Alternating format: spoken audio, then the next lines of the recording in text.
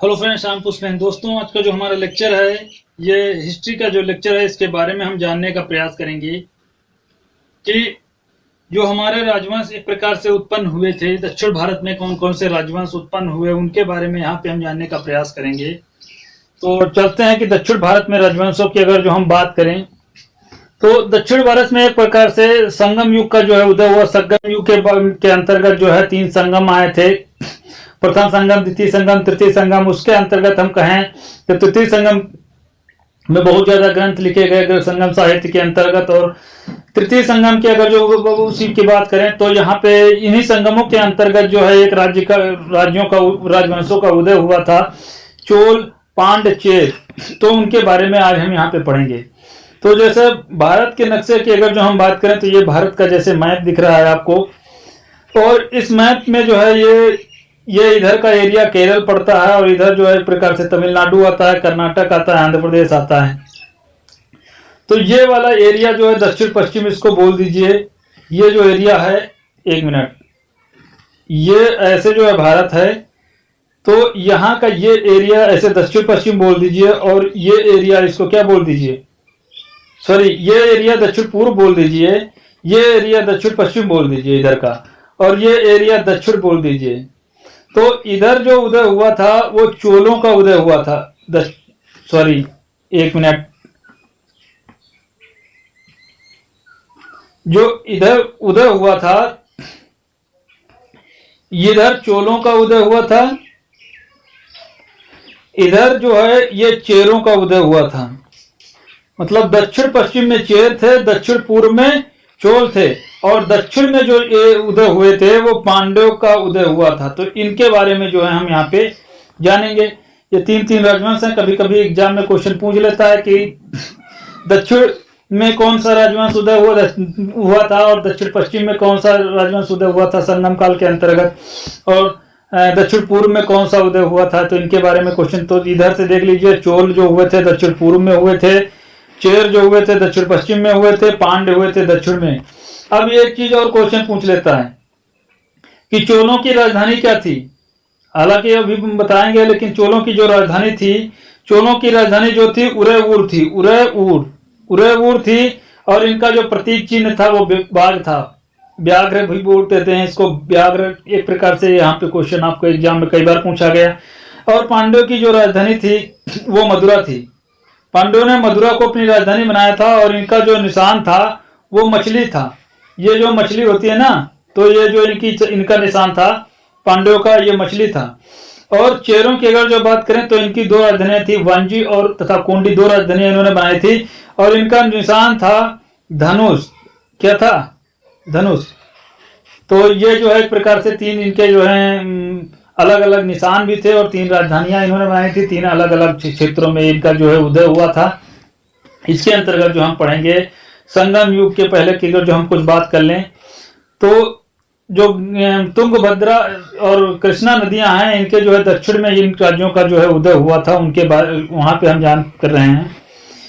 तो सुदूर दक्षिण में कृष्णा और तुंगभद्रा नदियों के भूभाग में प्राचीन काल से त्रिमिल देश या तमिलकम प्रदेश को इसको बोला जाता था। यहां से जो कृष्णा नदियां निकली हैं, तो इसके दक्षिण में जो एरिया उत्पन्न हुए थे, भारत के दक्षिण में जो एरिया आए थे कृष्णा और तुंगभद्रा नदियों के, बाद में यहाँ पे कृष्णा आई है और ये जो तुंगभद्रा है, इन तुंगभद्रा तो यहीं पे, यहाँ के जो उदय हुए थे, मतलब कर्नाटक का कुछ एरिया आता था, और कुछ एरिया कह सकते हैं आंध्र प्रदेश का आता था, और कुछ एरिया यहाँ पे कह सकते हैं तमिलनाडु, केरल का, और इन सभी का जो एरिया आता था। तो ये संगम युग के अंतर्गत जानेंगे। इसको त्रिमिल देश भी बोला जाता था, या तमिलकम प्रदेश कहते थे। इस क्षेत्र में प्राचीन काल में चोर, पांड्य और चेर नामक 3 शक्तियां जो हैं शासन करती थीं। पहले से ही 3 शक्तियां शासन करती थी। संगम युग के संगम की बात करें तो संगम का मतलब होता है मिलन से। संगम कवियों को मंडल या सम्मेलन को कहा जाता था। जो संगम होता था, वो जो तमिल कवि होते थे उनका जो सम्मेलन होता था, उनका मंडल होता था, उनको कहा जाता था संगम। 8वीं शताब्दी में एक तमिल ग्रंथ इडयनार तथा अगपोरल द्वारा अगपोरल पर लिखित भाष्य के अनुसार कुल 3 संगम हुए थे। मतलब इडेनॉर और अगपोरल पर लिखित जो भाष्य के अनुसार 3 संगम हुए थे। कौन हुए थे? 3 संगम। तो पहला जो हमारा संगम था उसकी जो एक प्रकार से बात करें तो स्थल वो मदुरा था। पहले संगम की बात करें तो वो मदुरा था और ऋषि अगत्यार जो है यहाँ का अध्यक्ष था।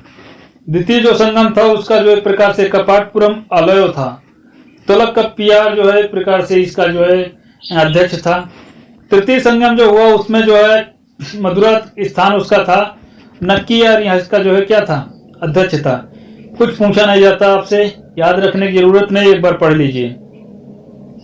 संगम साहित्य क्या होता है? संगम साहित्य के अंतिम और द्वितीय शताब्दी से लेकर 6ठी शताब्दी तक रचे गए।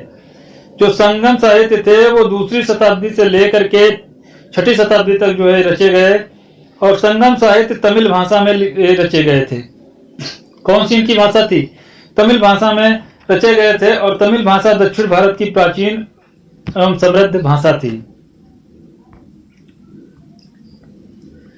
प्रथम संगम का कोई ग्रंथ उपलब्ध नहीं है। प्रथम संगम में कोई ग्रंथ उपलब्ध नहीं है और द्वितीय संगम का एकमात्र ग्रंथ है जिसको तोलकप्पियम उपलब्ध है।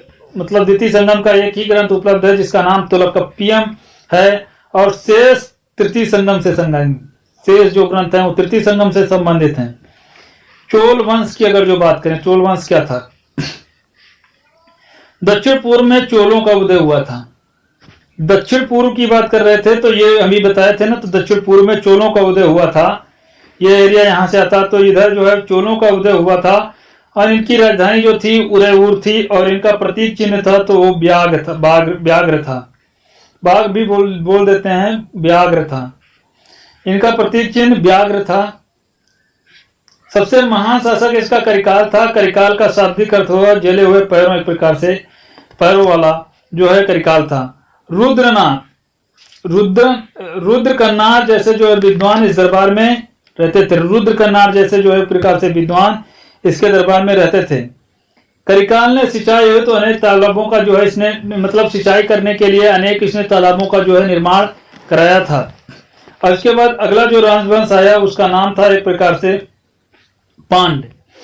लेकिन चोलों का जो चिन्ह था व्याघ्र था और इस वंश का महत्वपूर्ण जो शासक था वो सेन गणना था। मतलब सेन गणान था जो एक प्रकार से महत्वपूर्ण शासक था, उसका नाम सेन गणान था। इसने जो है अनेक शिव मंदिरों का निर्माण करवाया था। ये जो एक प्रकार से अनेक शिव मंदिरों का इसने जो है निर्माण करवाया था। इसके बाद अगला राजवंश आया जिसका बोला गया पांड। दक्षिण में जो है पांडवों का उदय हुआ था। आप ध्यान रखना कि ये जो भारत है इसके जो है ये एरिया जो तमिलनाडु केरल के निचला हिस्सा जो पड़ता है वो दक्षिण एक प्रकार से मान लेते हैं इसको। तो यहाँ पे जो है पांडवों का उदय हुआ था। इनकी राजधानी जो थी वो मदुरा थी। इनकी राजधानी मदुरा थी और यहाँ का प्रथम ज्ञात शासक जो था वो नेडियोन था जिसका शाब्दिक अर्थ होता है लंबे कद वाला। कह सकते हैं इसका शाब्दिक अर्थ जो होगा है लंबे कद वाला। इसी ने जो है सागर पूजा की परंपरा प्रारंभ की थी। इसी ने सागर पूजने की जो है परंपरा प्रारंभ की थी। सागर पूजने की परंपरा इसी ने जो है प्रकार से प्रारंभ की थी। अगले अगर जो हम बात करें सागर पूजने की परंपरा इसी ने शुरुआत की थी। अगले अगर जो हम बात करें इस वंश का सबसे महान शासक जो था, सबसे महान जो शासक था उसका नाम था नेडुजलियान। नेडुजलियान जो है महत्वपूर्ण शासक था। तलैया लंगानम जिसका एक प्रकार से पूरा नाम था नेडुजलियान तलैया लंगानम जो एक महत्वपूर्ण शासक था। सबसे इस प्रकार इसका नाम बड़ा है उसका ये बहुत महत्वपूर्ण शासक था। और चोरों का जो है एक प्रकार से चेलों का इस वंश का सब मतलब जो तलैया नडान नामक शासक था चेर और चोल शासकों को इसने जो है पराजित किया था। इसने चेरों को भी पराजित किया था। पांडवंश का इससे शासक था, इसने चेरों को भी पराजित किया था, चोलों को भी पराजित किया था। नकियार और मरुदनार जैसे विद्वान इसके दरबार में रहते थे। एग्जाम में क्वेश्चन कभी कभी पूछ दे सकते हैं। नहीं, नकियार और मरुदनार जैसे विद्वान किसके दरबार में रहते थे? तो वो यही जो शासक था नेडुजलियान और तलैया लंगानम इसी के मतलब एक प्रकार से दरबार में रहते थे। और पांड्यों के जो राज्य चिन्ह था वो मछली था, ये भी हम बता चुके हैं आपको कई। और इम्पोर्टेंट इससे हो सकता है वेरिवर शैली पांड्य शासक की मृत्यु के बाद भित्ति चित्रों को देखते समय हो गई थी। मतलब वेरिवर जो है शैली नामक एक पांड्य शासक था, वेरिवर शैली, तो ये भित्ति चित्रों को जब देख रहा था तो वहीं पे इसकी जो है मृत्यु हो गई थी। कौन से भित्ति चित्र गुफाओं के होंगे। अगला जो आया वंश उदय हुआ वो चेर वंश था। चेरों का जो एक प्रकार से उदय हुआ था वो दक्षिण पश्चिम भारत में हुआ था। किधर हुआ था? दक्षिण पश्चिम भारत में हुआ था। इनकी जो राजधानियां थी वज्जी और तोंडी, दो राजधानियां थी। वांजी और तोंडी, ये दो राजधानियां थी। चेरों का प्रथम ऐतिहासिक शासक था उदयंजीरल जो है प्रथम शासक था। और चेरों का राज चिन्ह जो था वो धनुष था। महत्वपूर्ण शासक की बात करें तो संगम ग्रंथ के मणिमेखलय में मदुरा नगर के एक प्रकार से बहुत सुंदर वर्णन किया गया है। मणिमेखलय में जो है मदुरा नगर का बहुत सुंदर वर्णन किया गया है। तमिल विद्वान जो थे पेरुंदे वनार, जो तमिल विद्वान था पेरुंदे वनार ने महाभारत का तमिल में जो है इसने अनुवाद किया है। कौन सा है वो? पेरुंदे वनार। तमिल भाषा में मतलब इसने तमिल में इसका अनुवाद किया है महाभारत का।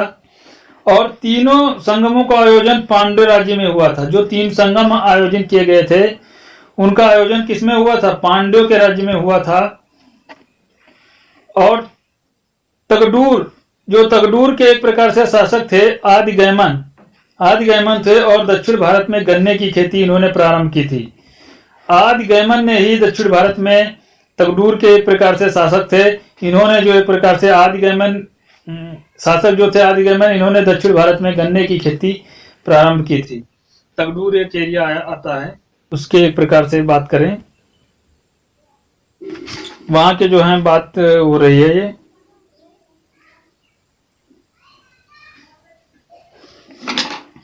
इसके बाद चालुक्य वंश आया। अगला वंश आया चालुक्य वंश की बात करेंगे तो चेरों की अगर जो कुछ बात कर लेते हैं। चेरों के एक प्रकार से मालाबर के तट पर व्यापारियों यमन को इन्होंने जो है व्यापारियों को बंदी बना लिया था। और बाद में हीरे मोती देकर के इन्होंने रिहा कर दिया था। सेन गट्टवान ने जो है कांगड़ी आदर्श पत्नी मानकर, कांगड़ी को जो इसने एक प्रकार से आदर्श पत्नी, कड़गी जो है मतलब कड़गी को इसने आदर्श पत्नी मान करके समाज में इसकी पूजा की प्रथा जो है इसने प्रारंभ कराई थी।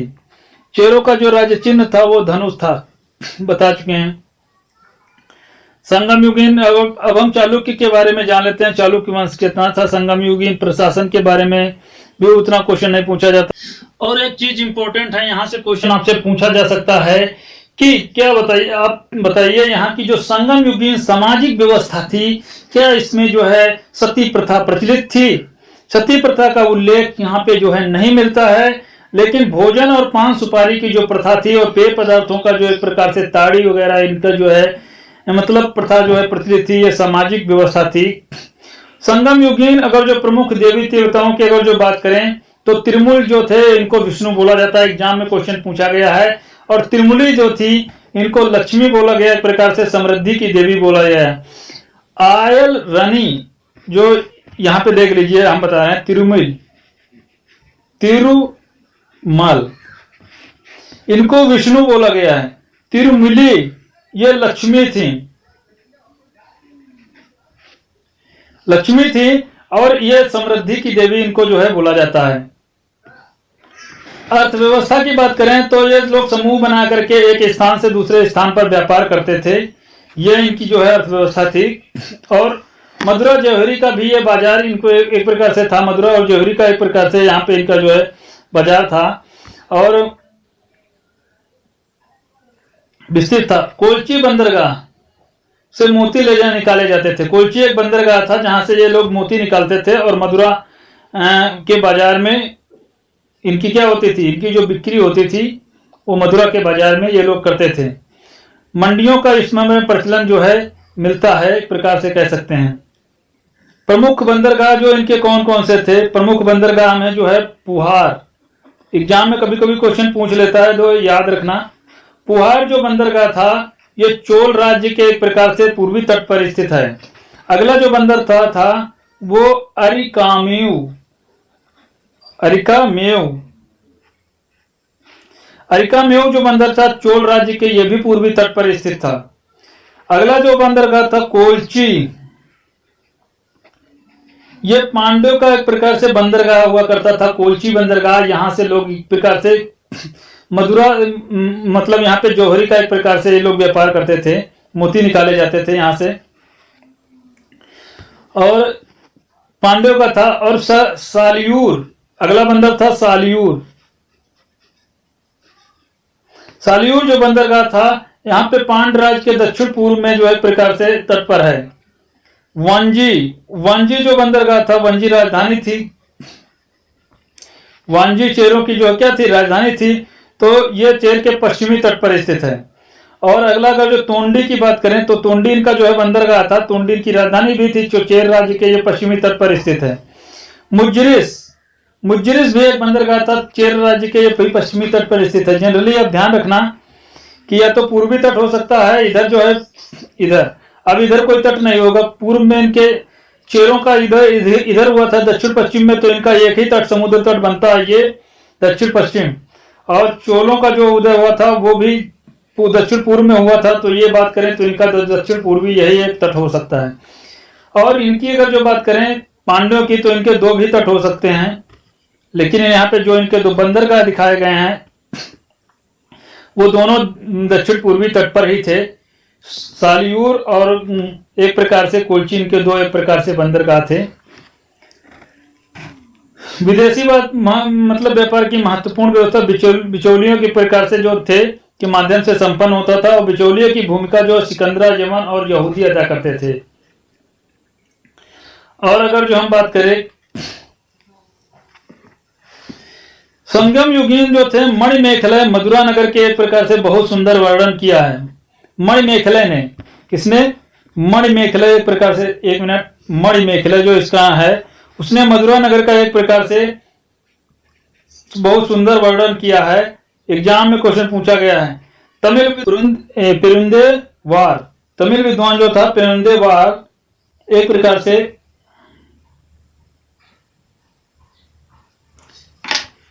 पेरुंदेवनार जो था, पेरुंदेवनार इसका जो एक प्रकार से इसने जो है पेरुंदेवनार,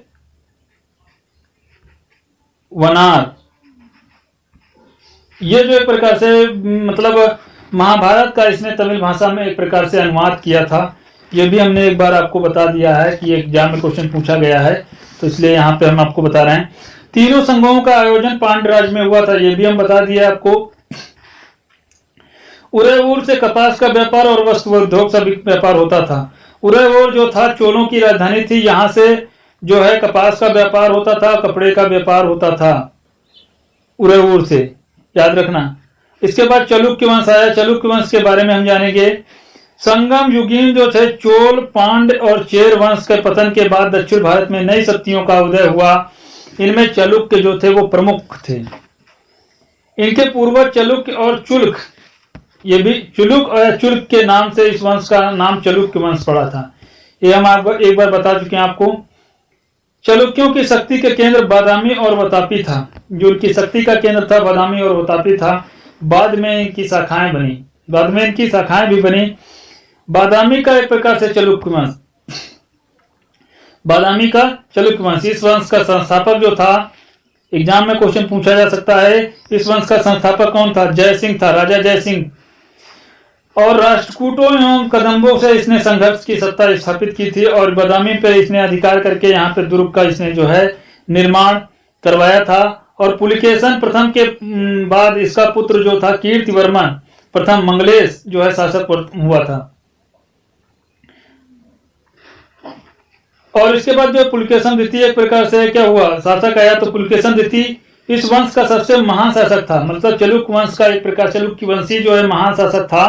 पुलिकेशन द्वितीय इस वंश का एक प्रकार से सबसे महान शासक था। और इसके चाचा जो थे मंगलेश की इसने हत्या कर दी थी और तब ये गद्दी पर बैठा था।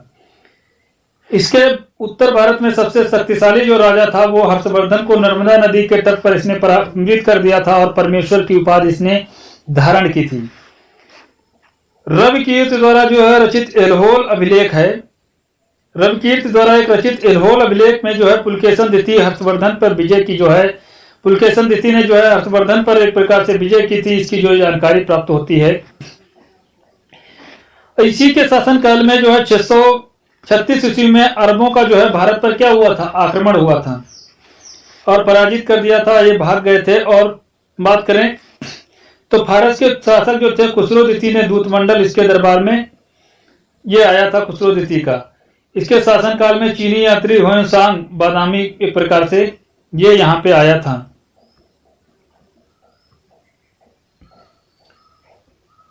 इसके बाद करें तो दक्षिण में सातवाहन साम्राज्य के पतन के बाद पल्लव वंश का उदय हुआ था। दक्षिण वंश में सातवाहन वो साम्राज्य का जब उदय हुआ, पतन हुआ के बाद जो है पल्लव वंश का उदय हुआ था।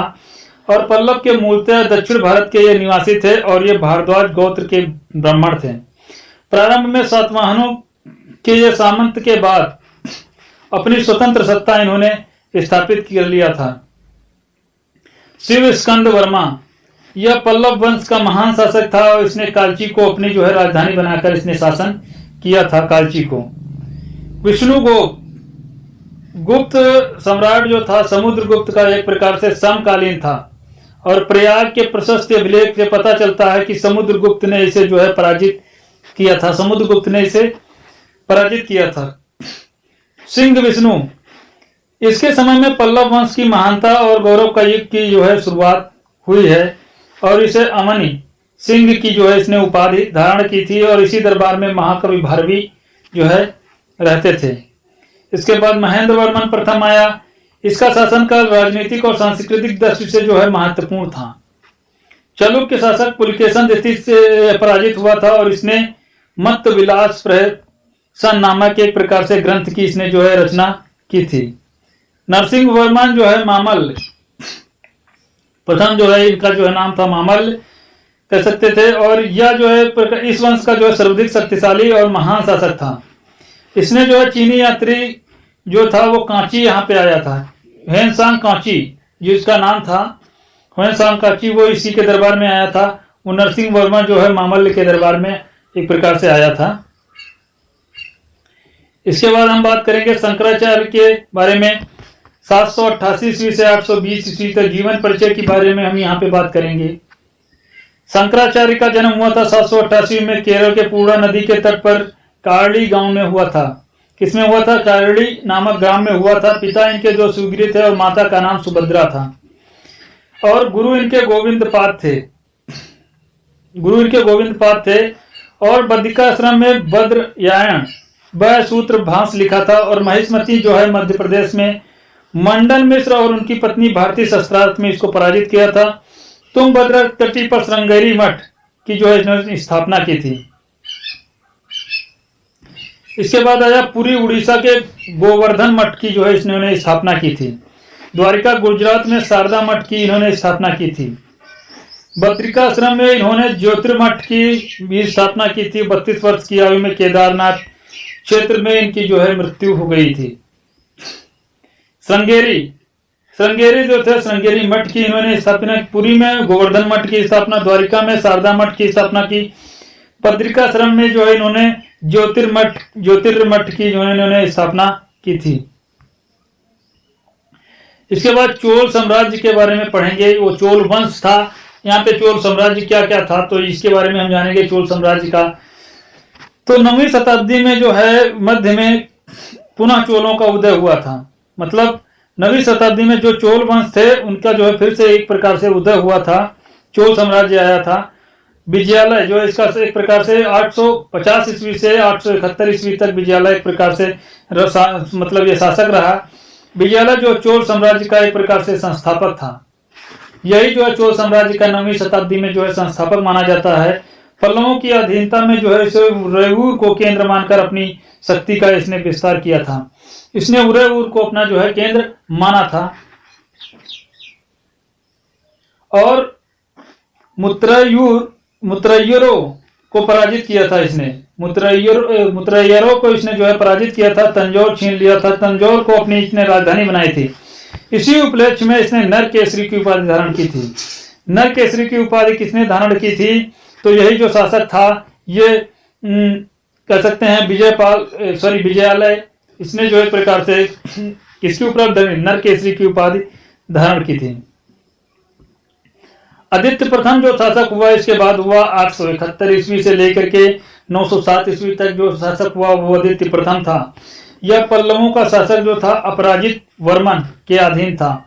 अपराजित वर्मन के अधीन यह शासक करता था। साम्राज्यवादी और महत्वाकांक्षा के कारण अपराजित वर्मन के विरुद्ध इसने विद्रोह कर दिया।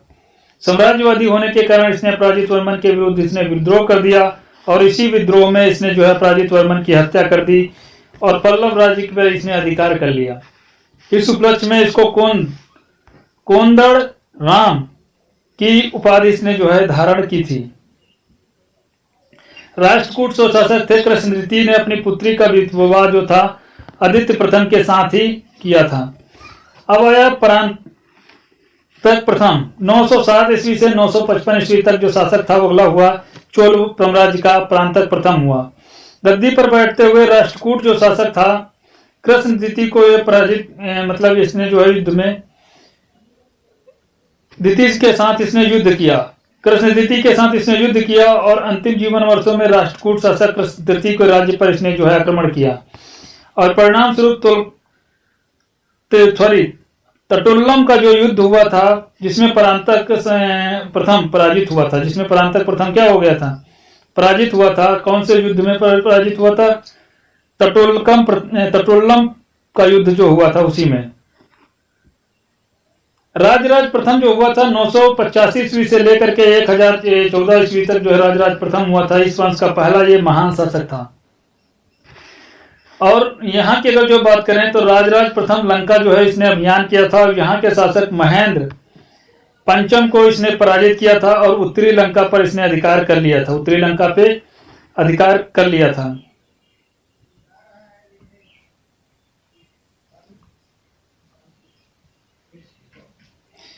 इसने उत्तरी लंका की राजधानी पोलोनरुआ को विजय मतलब बनाई थी। पोलोनरुआ को इसने जो है प्रकार से उत्तरी लंका की राजधानी बनाई थी। उसका नाम तो था जन्नाथ मंगलम रखा था। इसका नाम क्या रखा था?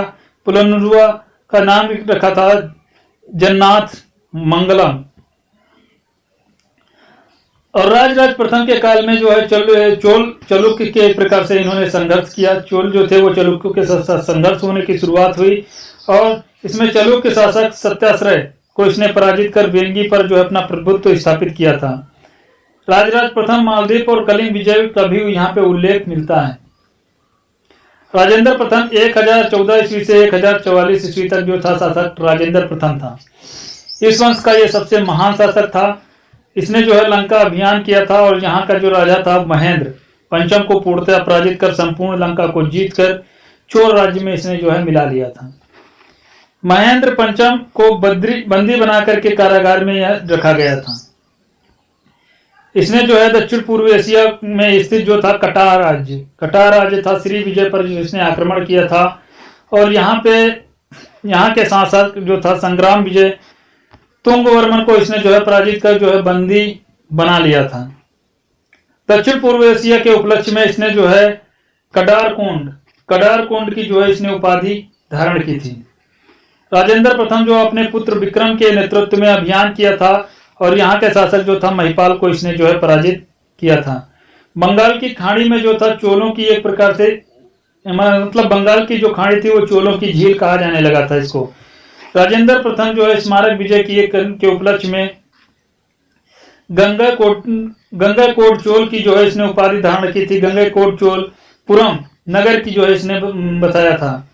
इसने अपनी राजधानी इसी को बनाया था। इसके बाद राजराज प्रथम आया 1044 ईस्वी से 1052 ईस्वी तक। चालुक्य शासक जो था सोमेश्वर जो प्रथम को इसने पराजित किया और उसकी राजधानी पर उसका राज्याभिषेक इसने कराया था। इसी उपलक्ष्य में इसने विजय राजेंद्र की उपाधि धारण की थी और चोलों के एक प्रकार से इसी ने जो है अश्वमेध यज्ञ किया था। कलोत्तिंग प्रथम कुलोत्तुंग प्रथम जो हुआ था 1070 ईस्वी से लेकर 1000 ईस्वी 11 ईस्वी तक जो है एक प्रकार से ये शासक रहा। इन सभी के बारे में उतना पूछा जाता नहीं। कुलोत्तुंग द्वितीय इसके बाद आया और कुलोत्तुंग तृतीय इसके बाद में आया। ये ज़्यादा इंपॉर्टेंट आपके लिए नहीं है, एग्जाम में इससे ज़्यादा क्वेश्चन नहीं पूछे जा सकते हैं। इसके बाद चोलकालीन जो है साहित्य कैसा था इसके बारे में बात करें तो रचनाएं जो थी कलिंगतु पर्ण की रचना जो थी जो यमगुदार ने की थी, और पेरिया पुराणम की जो एक प्रकार पेरिया पुराणम की जो रचना की थी वो सैकिलार ने की थी, और कहें कुलोत्तुंग सोल नव्वला की जो प्रकार से रचना की थी वो अतुकुत्तम एक प्रकार से की थी, और यहाँ पे रामोवतारम या तमिल रामायण की रचना जो की थी वो कम्बन ने जो है रचना की थी। चोलकालीन मंदिर की बात करें कौन कौन से मंदिर बनवाए थे। विजयालय चोली मंदिर जो है विजयालय नाथ में मतलब स्थान जो था नाथमालय विजयालय ने जो इसको बनवाया था। सुंदरेश्वर मंदिर आदित्य प्रथम ने तिरुकटल्लय स्थान पर जो इसने बनाया था। नागेश्वर मंदिर जो था आदित्य प्रथम ने कुंभनोकम एक प्रकार से बाल सुब्रमण्यम मतलब कुंभनोकम ने एक प्रकार से बनवाया था इसको। बाल सुब्रमण्यम मंदिर जो था आदित्य प्रथम ने इसको बनाया था, और पदुकोट्टई में इसको जो है प्रकार से स्थान था इसका। कोरनाथ जो मंदिर था श्रीनिवास सलूर में इसको जो है प्रकार से ये स्थान था, ये स्थान यहाँ पे आएगा।